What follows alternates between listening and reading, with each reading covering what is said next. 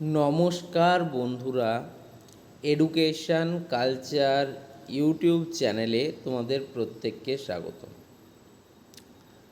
তোমরা যারা এই চ্যানেলের রেগুলার ভিউয়ার রয়েছো, তোমরা জানো যে এই চ্যানেল থেকে সব সময় কোয়ালিটি এডুকেশন এবং কোয়ালিটি আপডেট নোটিফিকেশান নিউজে শেয়ার করা হয়। তো কালকে কিন্তু একটা অত্যন্ত গুরুত্বপূর্ণ নোটিফিকেশান প্রকাশিত হয়েছে স্টেট কাউন্সিলের পক্ষ থেকে, অর্থাৎ West Bengal state council of technical and vocational education and skill ডেভেলপমেন্টের তরফ থেকে। তো sctvesd.wb.gov.in/important লিঙ্ক এই অপশানে যদি তোমরা আসো বা এই ওয়েবসাইটে তোমরা যদি আসো, এখানে তোমরা দেখতে পাবে ইম্পর্ট্যান্ট নোটিশ /লিঙ্কস অপশানে কিন্তু একটা নতুন নোটিশ রয়েছে। নোটিশটা রয়েছে, দেখো, click here to apply for review of 4th semester examination May-June 2026।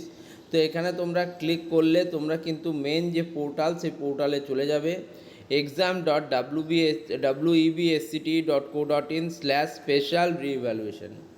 তো নোটিশটার বিষয় হচ্ছে, দেখো, application for review of results of 4th semester external theoretical examinations May/June 2026। তোমরা যারা 4th সেমিস্টারের স্টুডেন্টরা ছিলে, যারা বর্তমানে 5th সেমিস্টারে উঠেছো, তো তোমাদের 4th সেমিস্টার রেজাল্ট বেরোবার পর অনেক স্টুডেন্টের ব্যাকলগ, সাপ্লি বা ফেল স্ট্যাটাস শো করছিল। তো সেই সমস্ত স্টুডেন্টদের জন্য চালু হলো 2026-27 শিক্ষাবর্ষের 4th সেমিস্টারের যে রিভিউ, রেজাল্টে রিভিউ করার যে প্রক্রিয়া, সেটি ঠিক আছে। তোমাদের কিন্তু রিভিউ শুরু হয়েছে কাল থেকে, অর্থাৎ 14ই আগস্ট 2026 থেকে। এটা চলবে কিন্তু 17 তারিখ পর্যন্ত।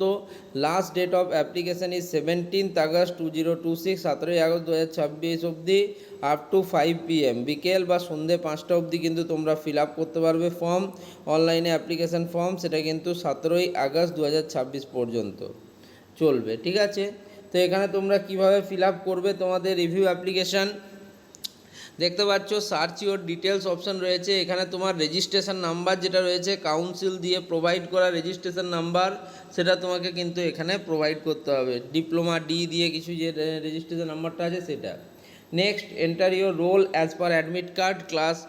তোমরা যে 4th সেমিস্টারে ছিলে, তখন তোমাদের দেখবে এক্সটার্নাল এক্সামের আগে যে অ্যাডমিট কার্ড প্রকাশিত হয়েছিল, সেই অ্যাডমিট কার্ডের রোলটা এখানে লিখতে হবে, এবং একই সাথে enter your number as per admit card. Admit card অনুযায়ী তোমার যে নাম্বার, সেই নাম্বারটা তোমাকে এখানে প্রোভাইড করতে হবে। এরপর সার্চ অপশানে ক্লিক করলে তুমি রিভিউয়ের জন্য কেপেবল কিনা, কোন সর্বাধিক তুমি কিন্তু 3টে সাবজেক্টে রিভিউ করতে পারবে।